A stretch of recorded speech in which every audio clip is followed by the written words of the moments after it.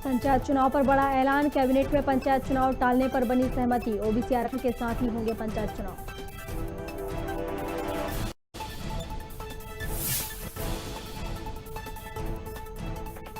MP पहुंचा Omicron, Indore में एक साथ 8 लोगों में मिला घातक वेरिएंट। सभी विदेश से लौटे थे, 2 अस्पताल में भर्ती।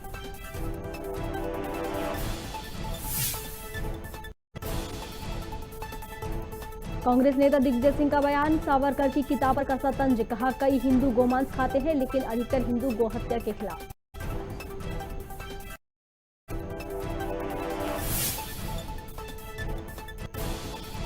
अब देश बच्चों की वैक्सीन की बारी, 12 से 18 तक की उम्र वालों को स्वदेशी को वैक्सीन दी जाएगी।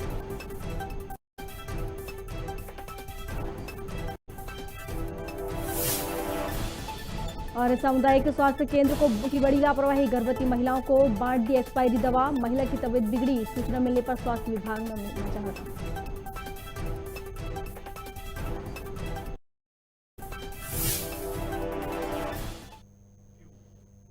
नमस्कार, खबर भारत देख रहे हैं आप, हमारे साथ प्रियंका। चलिए बढ़ते हैं खबरों की ओर। मुख्यमंत्री शिवराज सिंह चौहान राजभवन पहुंचे, जहां मुख्यमंत्री शिवराज सिंह चौहान ने राज्यपाल भाई पटेल से मुलाकात की और कैबिनेट में पारित पंचायत चुनाव रद्द कराने का प्रस्ताव किया। बता दें, राज्यपाल की अनुशंसा से पंचायत चुनाव रद्द होंगे।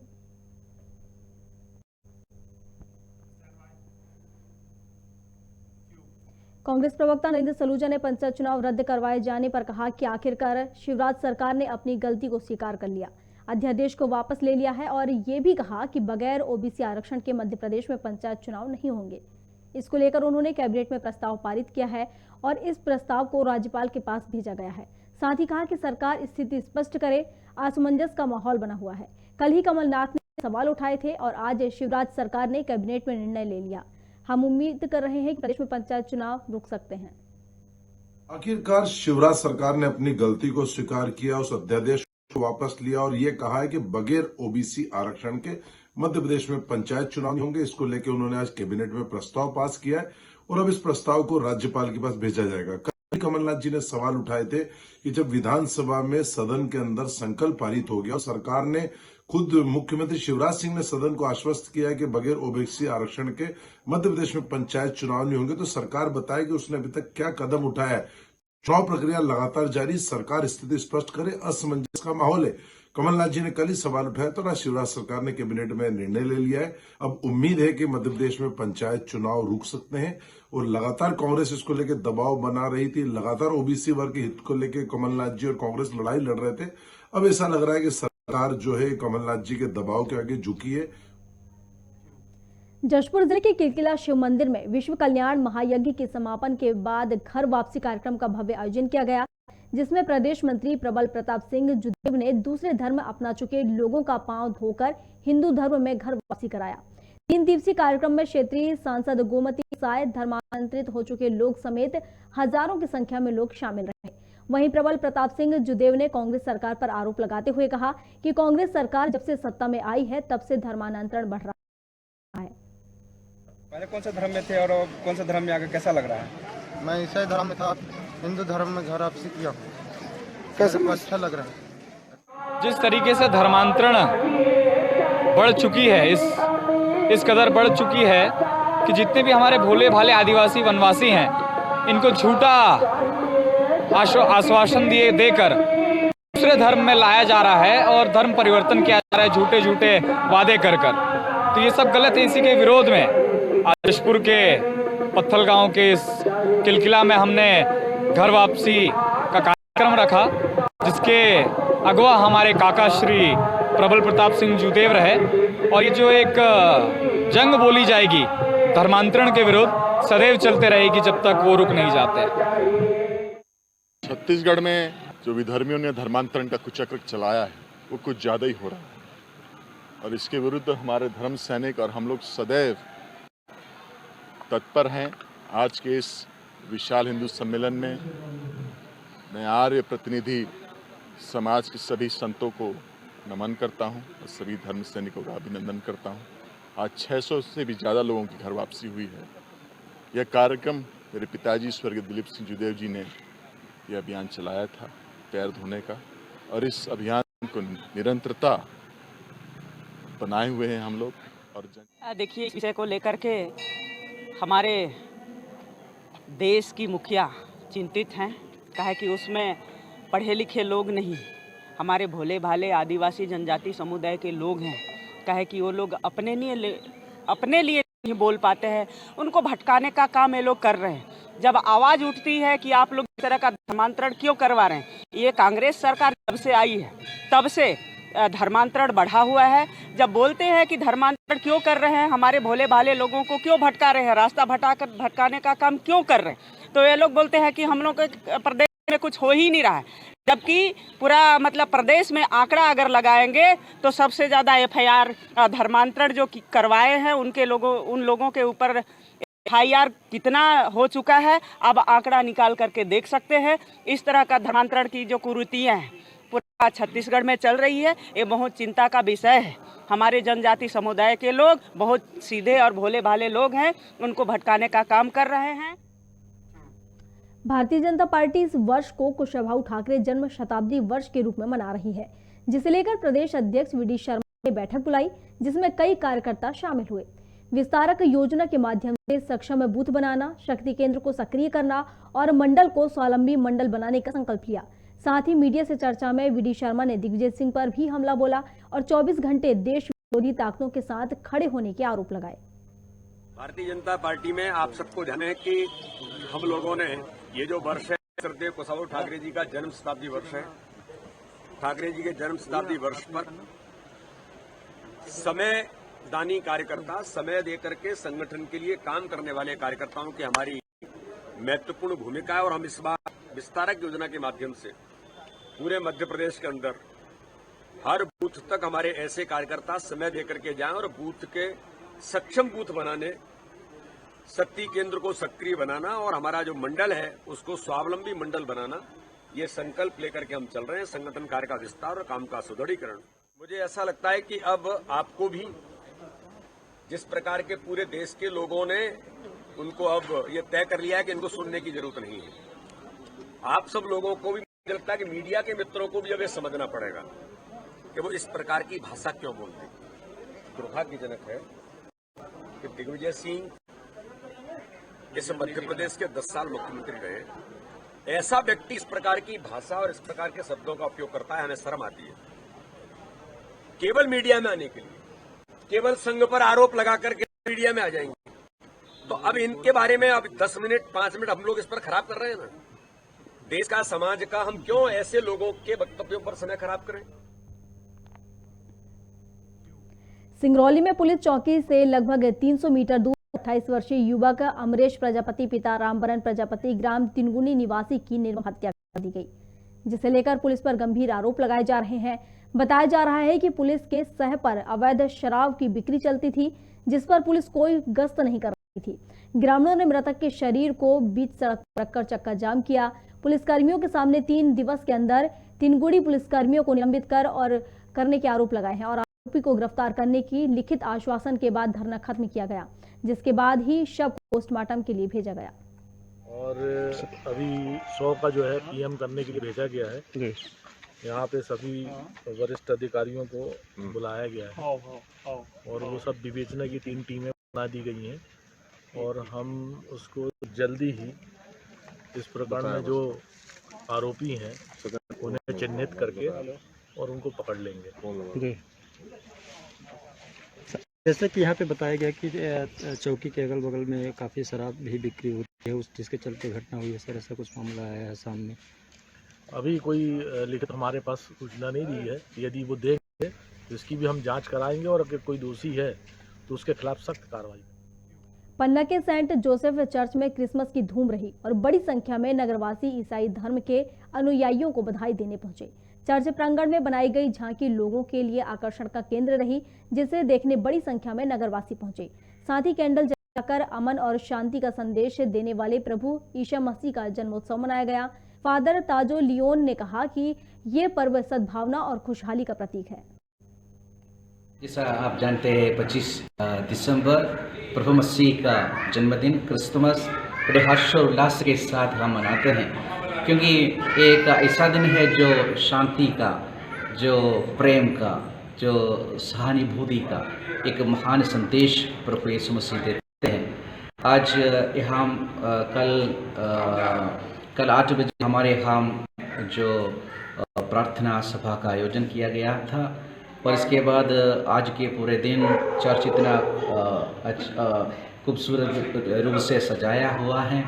बहुत लोग इधर करीब 3000 के आसपास लोग इधर आए हुए थे। और जैसा कि अवतार का जो रहस्य है हर धर्म में होते हैं, जो ईश्वर का मनुष्य बनना, लेकिन जो ईसा मसीह का जो मानव बनना, अवतार का रहस्य अद्वितीय महत्व है, क्योंकि प्रभु सबको, जो पापियों को, जो पददलितों को, जो समाज के हाशिए पर रहने वाले लोगों के साथ दिया, उनका मन परिवर्तन किया, किसी को नाश नहीं किया, लेकिन उनको मन परिवर्तन करके नेक रास्ते पर ले आया।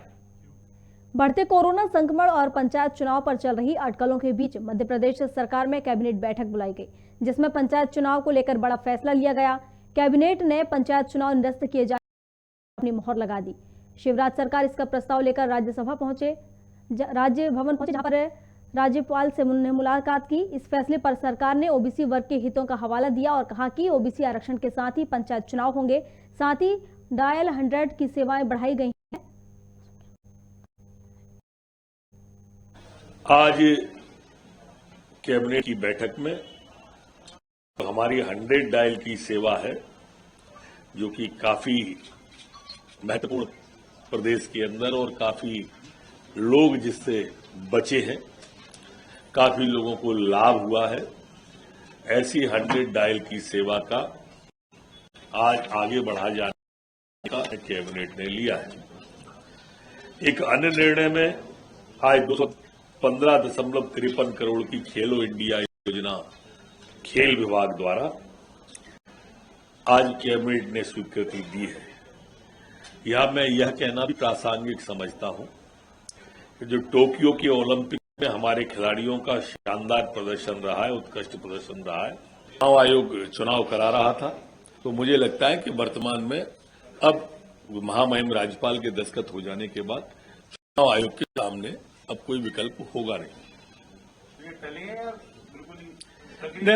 अभी सिर्फ इस अध्यादेश की बात है जिस पर चुनाव हो रहे थे। आगे फिर पंचायत मंत्री जी हैं, वो नया अध्यादेश ला सकते हैं, माननीय मुख्यमंत्री जी हैं, वो नया अध्यादेश ला सकते हैं, चुनाव आगे हो सकते हैं। फिलहाल तो पोस्टपोन्ड की दिशा की ओर सरकार बढ़ी है, हम पिछड़ों के साथ आगे बढ़े। पंचायत चुनाव में बखेड़ा पैदा हो, इसका प्रयास किया। और जैसा माननीय गृह मंत्री जी ने भी बताया कि हाई कोर्ट, सुप्रीम कोर्ट तक उन्होंने कोई ऐसी अदालत नहीं छोड़ी जहां उन्होंने अप्रोच न किया। हमारे माननीय मुख्यमंत्री जी इस बात को लेकर कटिबद्ध शुरू से ही थे कि ओबीसी के आरक्षण के बिना चुनाव नहीं होना चाहिए, क्योंकि एक बहुत बड़ा वर्ग इससे वंचित रह सकता है, और उसी को लेकर ये अध्यादेश जारी किया गया। जैसा माननीय गृह मंत्री जी ने बताया कि सदन में अपरिहार्य कारणों से वो पारित नहीं हो पाया, और माननीय सर्वोच्च न्यायालय का भी जो आदेश था उसको सरकार ने मान्य करते हुए इस अध्यादेश को महामहिम राज्यपाल को वापस करने का अनुरोध किया। अध्यादेश को वापस किए बिना ओबीसी आरक्षण और डिलिमिटेशन नहीं किया जा सकता था, और आगे की प्रक्रिया निर्वाचन को सुनिश्चित कर दी।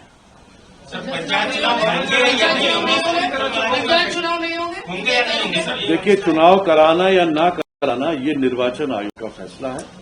सरकार ने अपनी भूमिका स्पष्ट कर दी है, और महामहिम राज्यपाल को अध्यादेश वापस करने का जो अनुरोध हम लोगों ने किया है वो उसी ओर इंगित करता है जो प्रश्न आप पूछे। सर, चुनाव इतने आगे बढ़ चुके हैं, 6 तारीख को पहले वोटिंग भी हुई थी, तो थोड़ा इतने जो लोग अभी तक प्रचार कर रहे थे, निकल के आए थे, क्या है? मगर आप ये भी तो सोचिए कितना बड़ा वर्ग वंचित हो रहा है।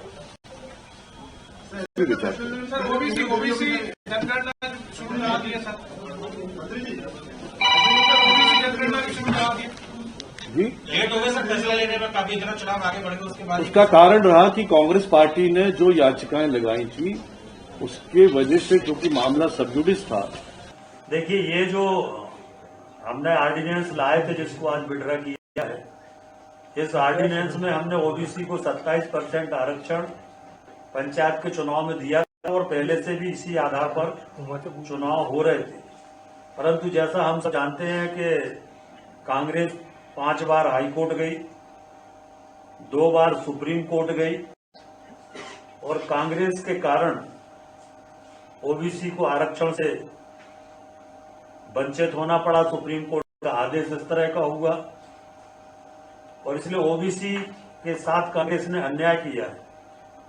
अगर कांग्रेस कोर्ट नहीं गई होती तो ओबीसी को आरक्षण के आधार पर ही चुनाव हो रहे थे। ओबीसी वर्ग के लोग तैयारी कर रहे थे, फॉर्म भर रहे थे, लोगों में उत्साह था, परंतु इसके लिए पूरी तरह से 100% कांग्रेस जिम्मेदार है और कांग्रेस को ओबीसी वर्ग किसी कीमत पर माफ नहीं करेगा। कांग्रेस को तो हमारा अभिनंदन करना चाहिए, वो तो ओबीसी के नाम पर नौटंकी कर रहे थे। आखिर और क्या रास्ता था? इसका एक ही रास्ता था कि हम ऑर्डिनेंस को विड्रा करें, जिससे कि ओबीसी के बिना ओबीसी के चुनाव ना हो, ओबीसी को आरक्षण मिल सके। और इसलिए इतना बड़ा निर्णय हमने किया है। ओबीसी के लिए हमने सरकार को दांव पे लगा दिया। सुप्रीम कोर्ट ने जिस चीज के लिए आपत्ति की उसके लिए हमने अपनी सरकार को दांव पे लगा दिया है। इससे बड़ा कोई निर्णय हो नहीं सकता। गृह मंत्री डॉक्टर नरोत्तम मिश्रा का बयान सामने आया है, जहां उन्होंने कहा कि मध्य प्रदेश में कोरोना में रिकवरी दर स्थिर है। पिछले दिनों इंदौर में विदेश से आए 3000 लोगों में से 26 लोग पॉजिटिव आए, जिसमें 8 ओमिक्रॉन के मरीज थे। इसमें 6 लोग ठीक हुए हैं और 2 सामान्य हैं। पंचायत चुनाव पर कहा कि जयवर्धन सिंह यदि कह रहे हैं कि पीसीसी अध्यक्ष की नहीं चलती तो ठीक ही कहा होगा। व्यक्तिगत मेरी राय है कि वर्तमान परिस्थितियों में पंचायत चुनाव नहीं होना चाहिए। मैं अपने स्टैंड पे आज भी कायम हूँ। ओमिक्रॉन के आ जाने के बाद मेरा स्टैंड मजबूती हुआ है अपने आप में कि इन परिस्थितियों में पंचायत चुनाव मेरी समझ में व्यक्तिगत रूप से नहीं होना चाहिए। कोरोना में हमारी रिकवरी दर अभी 98.6 ही बनी हुई है, लेकिन मैं आज आपका ध्यान ओमिक्रॉन की जो इंदौर में टेस्टिंग हुई है उधर ले जाना चाहता हूं। अभी तक पिछले 1-1.5 माह में लगभग 3000 लोग विदेश के इंदौर में आए थे। इंदौर में आके फिर अलग अलग जगह चले जाते हैं। उन 1000 लोगों में से 26 लोग पॉजिटिव पाए थे। उन 26 में 8 ओमिक्रॉन के पेशेंट थे जो लैब टेस्ट के लिए दिल्ली भेजे थे। उन 8 में से 6 लोग ठीक होकर अपने अपने घरों की ओर जा चुके हैं, गंतव्य की ओर जा चुके हैं।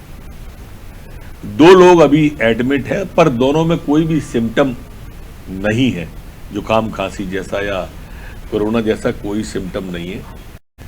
मेरी मान्यता है कि जल्दी वो भी चले जाएंगे और इन सभी 26 लोगों की कॉन्टैक्ट ट्रेसिंग भी पूरी कर ली है और अभी सभी कॉन्टैक्ट ट्रेसिंग में ठीक पाए गए हैं। मैं फिर वही बात दोहराऊंगा कि ये जो कुछ विधर्मी हैं जो हिंदी आस्थाओं को लगातार चोट पहुंचा रहे हैं, ये राधा भी हमारी, कृष्ण भगवान, राधा माँ, ये हमारी भगवान ही हैं। अलग से इस देश में राधा के मंदिर, माँ राधा की पूजा होती है। ये साकिब तोसी जो है ना, एक आध गीत अपने धर्म पे बना सकते हैं ऐसा? हमारे धर्म की आस्था हमारी आस्थाओं पर चोट जरूर पहुंचाती है। मैं सन्नी लियोनी जी से साकिब तोसी जी को हिदायत दे रहा हूं कि समझें और संभलें। विधि विशेषज्ञों से राय लूंगा। 3 दिन में अगर इनने माफी मांगी या हटाया नहीं उसे, तो हम कानूनी कार्रवाई इन पर कर देंगे। केंद्रीय उड्डयन मंत्री ज्योतिरादित्य सिंधिया दिल्ली से भोपाल पहुंचे, जहां लालघाटी चौराहे पर केंद्रीय मंत्री सिंधिया का स्वागत किया गया।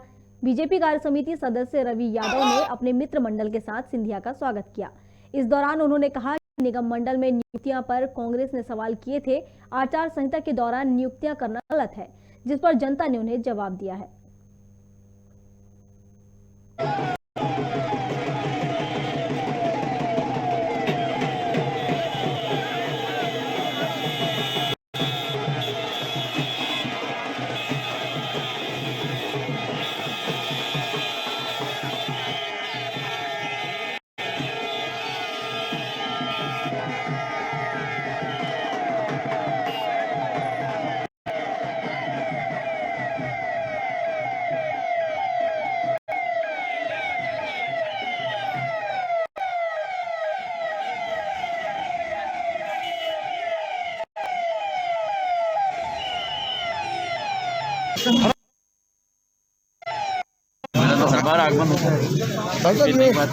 आचार संहिता की नियुक्ति को लेकर कांग्रेस लगातार सवाल उठा रही है। कांग्रेस के सवालों का जवाब जनता ने बार बार दिया। भोपाल सहित पूरे प्रदेश में चल रही जूनियर डॉक्टरों की हड़ताल खत्म हुई। वहीं जूनियर डॉक्टर पिछले 5 दिनों से हड़ताल पर थे। चिकित्सा शिक्षा मंत्री विश्वास कैलाश सारंग ने जूनियर डॉक्टरों का प्रतिनिधिमंडल मिला। मंत्री सारंग के आश्वासन पर हड़ताल खत्म हुई। आपको बता दें कि नीट पीजी की काउंसलिंग जल्द कराने सहित अन्य मांगों को लेकर जूनियर डॉक्टर हड़ताल पर थे। नमस्ते, मैं डॉक्टर हृदय दीक्षित जेडीए एमपी की तरफ से आप सभी को सूचित करता हूं। मंत्री जी विश्वास सारंग जी से हमारी मुलाकात सफल रही है एवं मंत्री जी के आश्वासन एवं सांत्वना के साथ में जेडीए एमपी अभी तक जो स्ट्राइक पे था उसको इसी समय तुरंत प्रभाव से वापस लेते हैं एवं भविष्य में कभी कोई स्ट्राइक ना करने के लिए भी बाध्य होते हैं। जूनियर डॉक्टर हड़ताल समाप्त करने के बाद मेरे पास आए थे। मैंने उनसे यही बात कही थी और मैंने ये निश्चित किया है कि यदि कोई भी हड़ताल करेगा तो हड़ताल के बीच में हम उनसे बातचीत नहीं करेंगे। और मुझे इस बात की प्रसन्नता है कि हमारे युवा साथियों ने, जूनियर डॉक्टर्स ने मेरी बात मानी। वो पहले हड़ताल समाप्त की और उसके बाद वो मेरे पास आए। और हम तो हर समय कम्युनिकेशन स्थापित करने वाली सरकार है, संवाद स्थापित करने वाली सरकार है। हर वर्ग के कल्याण के लिए और हर वर्ग के अधिकार के संरक्षण के लिए हम काम करते हैं। पर हमारी अपेक्षा ये भी है कि अधिकार की बात तो हम करें, पर उसके साथ साथ कर्तव्य निर्वहन का भी हमारे मन और मस्तिष्क में विचार होना चाहिए। मुझे प्रसन्नता है कि उन्होंने मेरी बात को माना है। वो स्ट्राइक समाप्त करने के बाद मेरे पास आए थे। मैंने अधिकारियों से कहा है कि उनकी जो बातें हैं उस पर गंभीरता से विचार करें और जो पॉसिबल होगा वो हम करेंगे। फिलहाल के लिए बस इतना ही। अधिक अपडेट्स के लिए आप बने रहिए हमारे साथ और देखते रहिए खबर भारत। नमस्कार।